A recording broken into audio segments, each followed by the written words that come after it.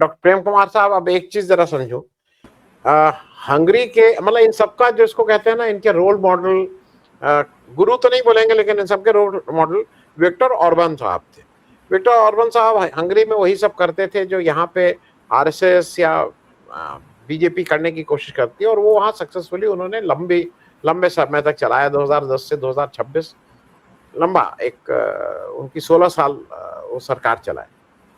लेकिन जब लोकतंत्र की जड़ें वहां थी, हम सब लोग कहते हैं हंगरी कोई ऐसा ना अमेरिका था ना इंडिया जितना बड़ा लोकतंत्र था, लेकिन जब लोगों को मौका मिला तो उन्होंने विक्टर ऑर्बन की इस बुरी तरह से उनको हराया कि वो लोगों के सामने मिसाल है कि नहीं, लोकतंत्र के एक बार अगर लोगों को लोकतंत्र का की आदत पड़ जाए तो उनका वो टाइम लगता है, क्योंकि विक्टर ऑर्बन भी सब तरह से कंट्रोल कर रहे थे उस पूरे मीडिया को या उस सारे संस्थानों को, लेकिन जैसे ही मौका मिला उस तरह वो उनको सत्ता से बाहर कर दिया गया।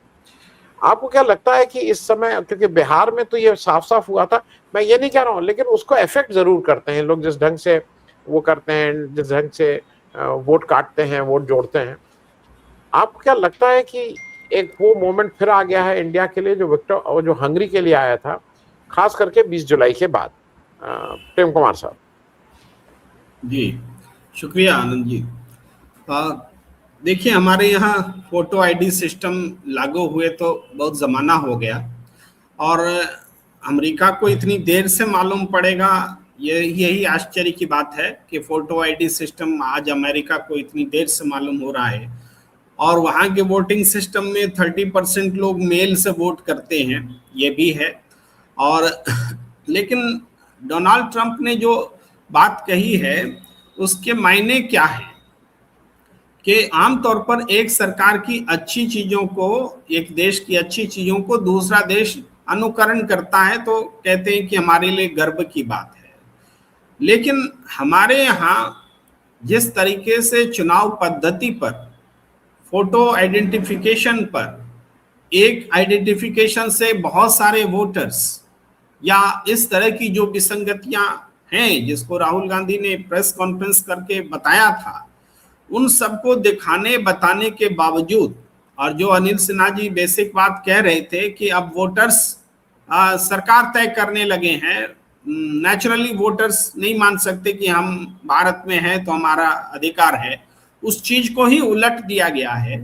तो इसका अनुकरण करने की प्रेरणा अगर डोनाल्ड ट्रंप हासिल कर रहे हैं तो डोनाल्ड ट्रंप का जो कैरेक्टर विश्व स्तर पर स्थापित हुआ है, जो युद्ध पिपासु व्यक्ति, जो तानाशाही व्यक्ति, जो पूरी दुनिया को टैरिफ्स के से हाँकने वाला व्यक्ति, मेक अमेरिका फर्स्ट के नाम पर दूसरे के अधिकारों को रौंदना, दूसरों पर टैरिफ लगाना, इस रूप में जो उनका कैरेक्टर डेवलप हुआ है, तो उनको अगर भारत का डेमोक्रेसी पसंद आने लगा है जो अब तक नहीं आ रहा था, तो ये अपने आप में ये एक रिकॉग्निशन है कि भारत का डेमोक्रेसी रसातल में जा चुका है।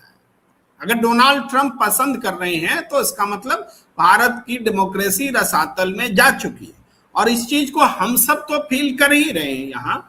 लेकिन अमेरिका में वो सिर्फ एक चेहरा दिखा रहे हैं कि जब फोटो आइडेंटिफिकेशन इंडिया कर सकता है, जहां इतनी बड़ी तादाद है, जहां 68 करोड़ लोग वोट देते हैं, तो अमेरिका क्यों नहीं कर सकता, जिसकी आबादी 68 करोड़ से आधी भी है और वोटर तो और भी कम होंगे। तो सिर्फ एक फैक्ट को बता करके वो कुछ अपनी उस मंशा को अंजाम देना चाहते हैं, जैसे जो कि डेमोक्रेसी के विरोधी जो सत्ता एस्टैब्लिश हुई है।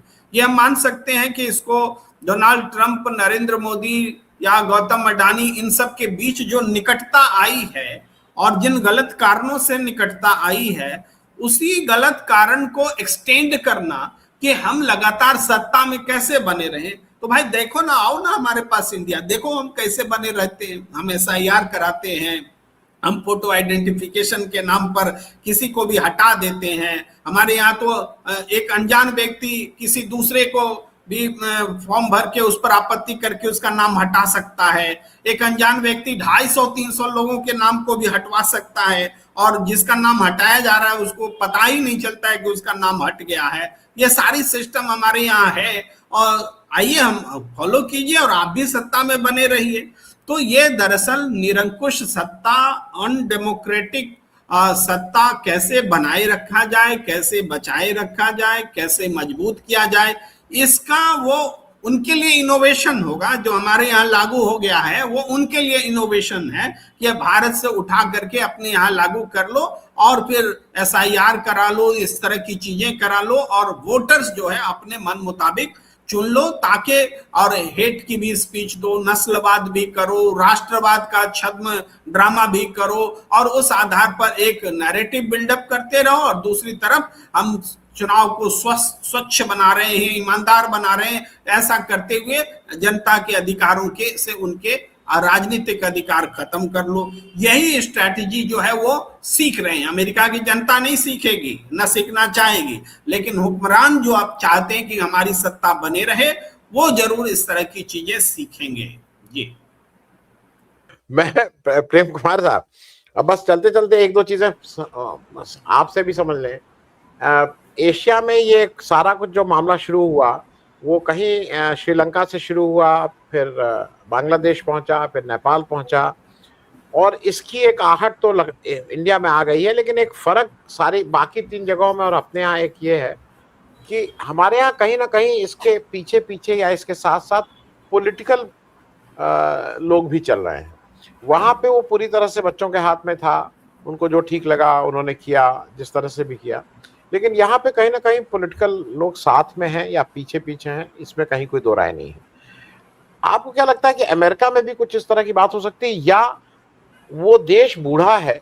हमारा देश, ये एशिया का ये वाला जो भाग है, ये यंग है। हमारी कुल पॉपुलेशन में 29 साल से कम की आयु वाले 76 करोड़ लोग हैं, 76 करोड़, आधी से ज्यादा आबादी 29 साल से कम है। तो क्या ये भी एक बड़ा कारण है कि अमेरिका में इस तरह की चीजें वो करने में उनको आसानी है?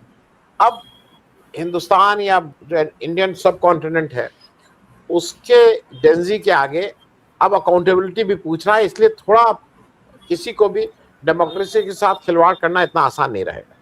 प्रेम कुमार सर। जी जी, देखिए, इस बात को मान लेना कि डोनाल्ड ट्रंप ने जो कहा है भारत के फोटो आइडेंटिटी वाले सिस्टम को अडॉप्ट करने के लिए और अमेरिका की जनता उसको स्वीकार कर लेगी, ऐसा नहीं है। क्योंकि आज सत्ता का चरित्र जनता समझ रही है, पूरी दुनिया में समझ रही है। भारत में जेन जी और जेन अल्फा का उभार है, तो अमेरिका में भी डोनाल्ड ट्रंप के लिए चुनौतियां बहुत ज्यादा हैं। उनको भी युद्ध में रत व्यक्ति और देश को जो शक्तिशाली उसकी विरासत है उसको कमजोर करने वाले नेता के तौर पर ही लोग देख रहे हैं। तो इसके पीछे उनकी मंशा क्या है, ये वहां की राजनीति भी खोजेगी कि ऐसा क्यों चाह रहे हैं कि फोटो आइडेंटिफिकेशन वो करना चाहते हैं। क्या वास्तव में वो आइडेंटिफाई करके ही बहुत शुद्ध नजरिए से वहां की डेमोक्रेसी को मजबूत करना चाहते हैं? ये क्वेश्चन के साथ लोग उनको देखेंगे। चूंकि भारत में भी जो हम देख रहे हैं, जितने चुनाव सुधार बोल करके चीजें अपनाई गई, वास्तव में वो चुनाव सुधार नहीं, लोकतंत्र बिगाड़ के तौर पर माना जाएगा। वो उसी तरीके से जो चुनाव सुधार वो अमेरिका में करना चाहते हैं, वो भी भारत का आईना दिखा करके, तो वहां की जनता उसको स्वीकार करेगी, इसमें संदेह है।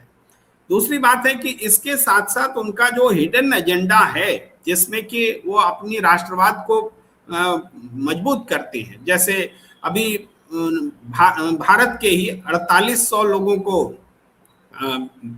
भारत लौटाया गया है जो भारतीय नागरिक हैं, और जितने लोगों को जुलाई और अगस्त में ही चुना गया है उसका 60% इंडियंस हैं, 68% जिनको भारत लौटाया जाएगा। तो वो जो उनका राष्ट्रवाद है वो इंडियन ओरिजिन के लोगों के खिलाफ है। मतलब हमारे हिसाब से तो भारत के हिसाब से बिल्कुल खिलाफ है, हमें तो वो जंजीरों में बांध के भेजते हैं।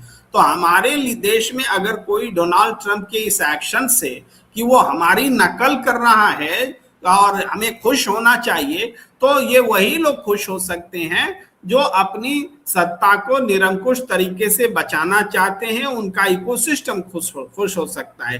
वरना डोनाल्ड ट्रंप के मजबूत होने से, चाहे गलत तरीके से ही वो मजबूत हो, तो उससे उसका सीधा असर तो भारतीयों पर पड़ रहा है और पड़ने वाला है।